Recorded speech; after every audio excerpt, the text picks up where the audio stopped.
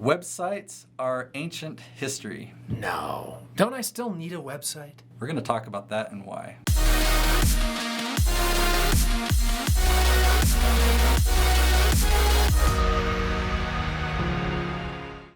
All right, let's dive right in. Websites. Why, if, and do I?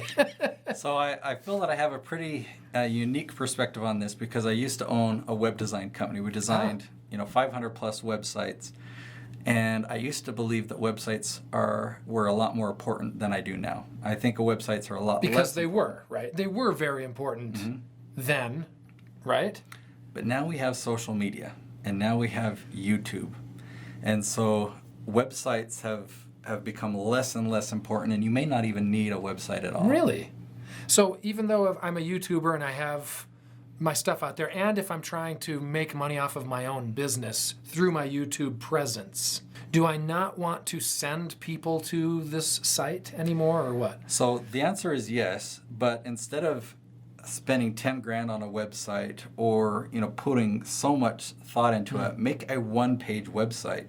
Or the exceptions to that is if you're going to have a sales funnel and whatnot. Maybe we'll get into that a little bit more. But instead of having a page that's your home page, and then the About Me page, and this page and that page, and creating all these articles and things to try and do SEO for your website, you don't have to do any of that. You just want one clean, simple site where people can come and say, Scott is legit. Here's what he offers. Here's how to contact him. Maybe, and you're going to feature a YouTube video. I was just going to ask. So on that pared back, simple page, one page, am I still putting my YouTube videos, or is it just a link to my channel, or what does that look like? So your website is a sales page, and so any of your typical daily episodes on YouTube, you don't need to feature them there. You don't need to just link back to YouTube for that, because then you'll get more engagement. But on your website, that's your sales page. And so if you've got promo videos, steps that will take people emotionally through the process of having them enter your sales funnel, that's what your website is for, to give you credibility, enter your sales funnel. You don't need it to develop a relationship anymore.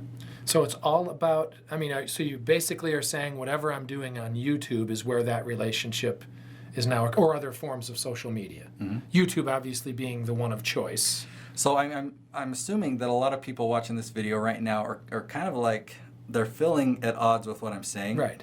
So let's just talk about it from principles. And I've got some notes here that I'm going to reference, because I've put some reasons why you would want a website, or why people think they want a website. And let me preface it by saying that of the 500 plus websites that we designed, that my clients were so proud of, and they were happy, like, look at me, I've got a beautiful website, they got so little traffic. Even back then, when social media was less important than it is now, that how important really is a website if you're not even getting that much traffic on it. But for most of the clients that I work with that are influencers, that's kind of what I'm focusing on here is websites in this niche. Yeah, people think that a website will help you build a relationship with a client, okay? Where are you really building relationships with the clients? Right now, we might be doing that on Facebook. Yeah. Obviously, I'm going to promote YouTube because people see you, they interact with you, they see your face, and they're taking on this daily adventure with you. But they're communicating with you maybe on Twitter, they're following you on Instagram. Mm-hmm. So this is really where the relationship's happening. So is it then happening on your website too? No, that's usually where they're finding more about the products that they want to buy, or how to interact with you, or what programs you have, how to actually contact you. So because the website is primarily fairly static. There's nothing really dynamic going on unless you have a real media-filled site and all these things that you're linking to. But the fact is through these other platforms you just mentioned, there's so much energy. Mm-hmm. That a website almost by comparison seems rather last century a little bit. So I closed down my website company because I really believe this. I think that clients now can just go to Wix.com or something like that and just put up a quick website, and don't worry about, I got to do this and this, I got to create an About Me page and tell them my whole story so they can get to know me and I can build a relationship. That's not where it's going to happen. So another reason is so people can find out what you do. I think that's still pretty legit. If you're talking about what you do in terms of what you offer service-wise or product-wise, that's what people expect to find on your website. But it's real simple to do that. You don't have to have as elaborate of a sales funnel, because typically you want to build a relationship first and then step them into your sales funnel gradually. Now you can just have your sales funnel blatant on your website, because that's what people are there for. You start to build the relationship off of your website, and you drop seeds. You let them know, yeah, I was speaking at this event such and such, and this is what happens. Okay, now they know that you speak. Or yeah, I put on this event, and so okay, now they know that you put on these boot camps. Or yeah, I had a client that was he gave me feedback on this product he bought from me. Or so you drop seeds of what you do. You let people know just through conversation about that. Now they have reason to go to your website when they're ready to buy something. Are people still buying things from websites? Here's one cool thing that most people don't realize. People actually don't buy stuff from your website. They buy it from a shopping cart. You can spend a lot of money and create your website into a shopping cart, but that's a lame way. Even when we designed websites for our clients, we would use an outside shopping cart and then put a link. So when they're ready to buy it or add it to their cart, they hit the link. A popular example is PayPal. Okay, PayPal is the shopping cart. They're the merchant. They take care of all of that. Right. And you just put that PayPal link on your website. When people buy something from you, they're not actually buying it from your website. Right. Your website might be a portal. So you can actually, you don't even need a website. You could have a PayPal link that you share on Facebook or in your email. Yeah. If people are ready to buy something, here's the link. You'll drop a link down in the description of your YouTube video, and they'll go right to the shopping cart. They won't go to your website. But obviously, you can have a portal or an entrance to it on your website. Next one here is people have a website so people can join their list. What is that? So that's a real big one. Now, again, it's actually not your website where they join your list. We're talking about an email list or becoming a part of your own Would that database. be similar to being a subscriber? Exactly. Okay. If I have a YouTube channel and people subscribe, I don't actually get a list of all those people. I don't get to send them a message whenever I want. Right. If I upload a video, they may or may not see it. If they ring that bell, then they'll get notified from YouTube. But I don't really control who does that or how many people or anything.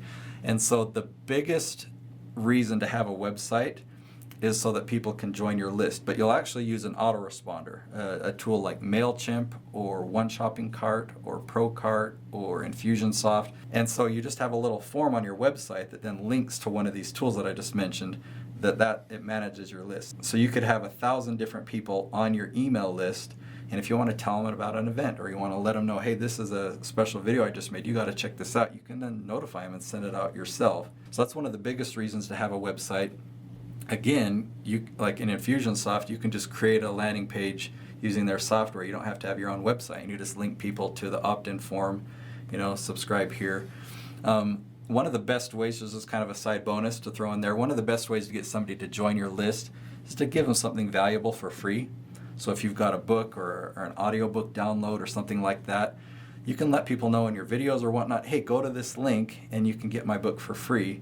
It might be a page on your website that, here's the free book. Put your name and your email, hit submit, and then they join your list. That's hugely important because you control that now. If YouTube disappeared or if Facebook disappeared, now you don't have followings anymore. Right. No, you've actually created your own following. So that is a good reason to still drive them to the site. Mm-hmm. That's probably the most compelling. Mm-hmm. That last one there, a place where people can go that you control 100%. Well, that's similar to what you were just saying a little bit with the lists. Yeah, so if I have a YouTube channel or somebody's watching a YouTube video, what's on the side? Other people's videos. Right? Or if I'm on Facebook and I'm wanting to control the conversation, there's all sorts of stuff going on around that are distracting people from paying attention to me. Correct. Whereas if they're on my website, they're only seeing me. I control the whole experience. Yes. So that's obviously a big plus. But how much time are people really spending there?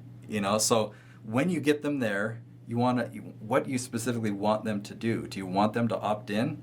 Then don't worry about all the fluff or all this fancy stuff trying to build a relationship.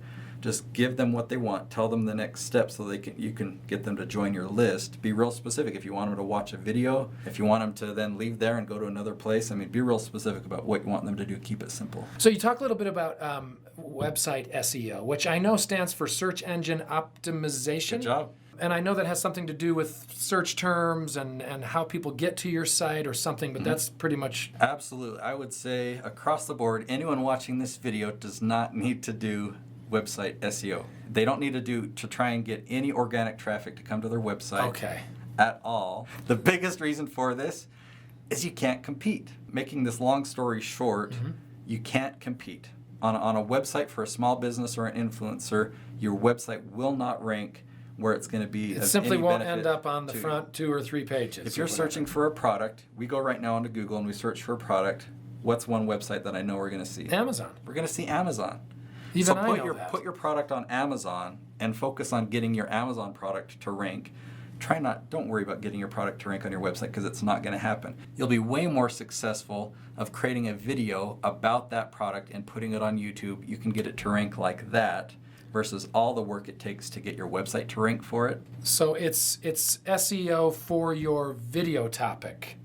Am I saying that right? Mm-hmm. As opposed to your website. Mm-hmm. The exception to this rule is if you go to Google and you search for something and you're a competitor, you see your competitors right there in front of you, then maybe yours is the type of business where you need to ignore what I'm saying and do SEO on your website. Mm-hmm.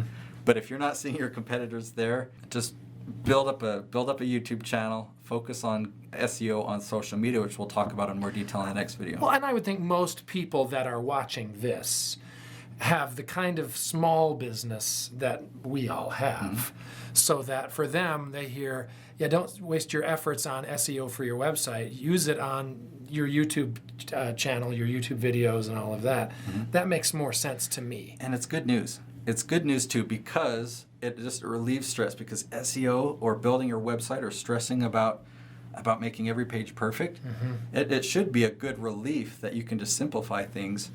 And when we say, okay, you still got to do SEO for your YouTube videos, it's so much easier to market that way, and we'll talk about that. I was going to say, you know how to do that. Yeah.